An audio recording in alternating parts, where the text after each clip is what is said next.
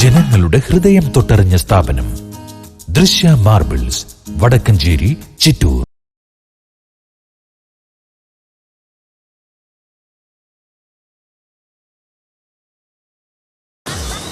നമസ്കാരം, ഞാൻ ഉദേശ് കലാഭവൻ. ഞാൻ വെറും തങ്കപ്പനല്ല, മനോജ് കുമാറാണ്. Cine fame, radio fame. നമ്മളിന്ന് ഫസ്റ്റ് ഫ്രെയിമിന്റെ യൂട്യൂബ് ചാനലിൽ ഒരു മനോഹരമായിട്ട് ആൾ ഫൺ ഗെയിമിലേക്ക് എന്ന് വന്നിരിക്കും. ഇവിടെ ആരുമില്ലേ? ആരുമില്ല, കേറി പോരെ. ഇന്ന് നമ്മൾ നിൽക്കുന്നത് പാലക്കാട് കോട്ടയിലാണ് നമ്മുടെ ഇന്നത്തെ ലൊക്കേഷൻ. അവിടെ ആയ തിക്കും തിരക്കും ബഹളവും ചെളിയൊക്കെ.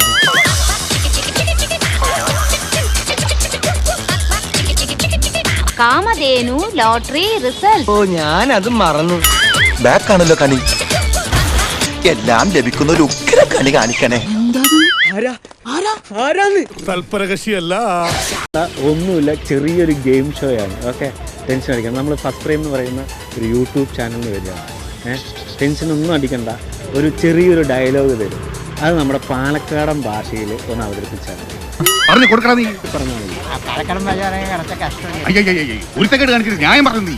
നീ പറഞ്ഞാൽ എവിടെയാണ് ന്യായം? അതായത് നമ്മുടെ തോമക്കൽ പഞ്ചായത്തില്ലേ, അവർക്ക് ഓരോ അരിമണികൾ നമ്മൾ അയച്ചു പെറുക്കിയിട്ടാ. ഇതിലെ വിട്ടളയത് ചെറിയ ചെക്കനാണ്. തോന്നക്കൽ പഞ്ചായത്തിലെ ഓരോ വീടുകളും അയച്ചു പെറുക്കി. എന്താണ് അവിടെ കൂട്ടം കൂടി നിൽക്കുന്നത്?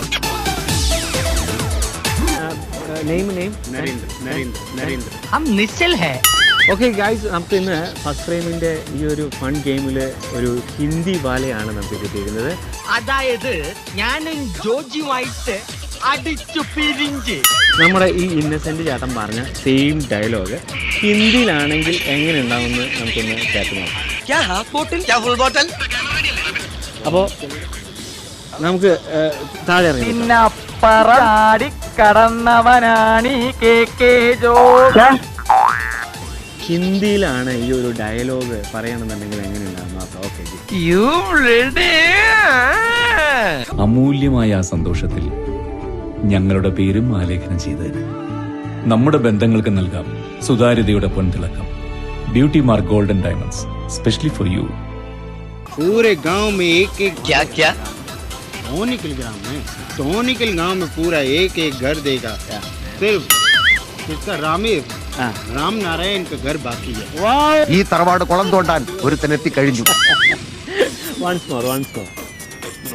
टोनिकल गांव में पूरा घर देगा.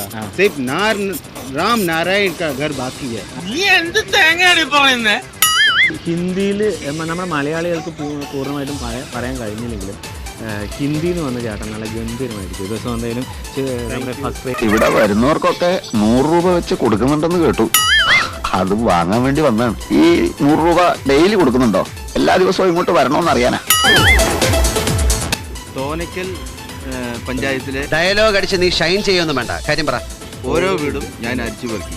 ഇനി രാമനായരുടെ വീട് മാത്രം ബാക്കിയുള്ളൂ. ഇത് പാലക്കാട് തോന്നക്കൽ പഞ്ചായത്തിലെ എനിക്കൊന്നും മനസ്സിലാവുന്നില്ല. എല്ലാ വീടും ഞാൻ അരിച്ചു പെറുക്കി. അതൊക്കെ പോട്ടെ, ആ 100 രൂപ കിട്ടിയാൽ എനിക്കങ്ങ് പോകാമായിരുന്നു. തോന്നക്കൽ പഞ്ചായത്തിലെ ഓരോ വീടും ഞാൻ അരിച്ചു പെറുക്കി. ഇനി രാമനായരുടെ വീട് മാത്രമേ ബാക്കിയുള്ളൂ. താൻ ചെല്ലി, ഇവിടെ ആർക്കും രൂപയൊന്നും കൊടുക്കുന്നില്ല.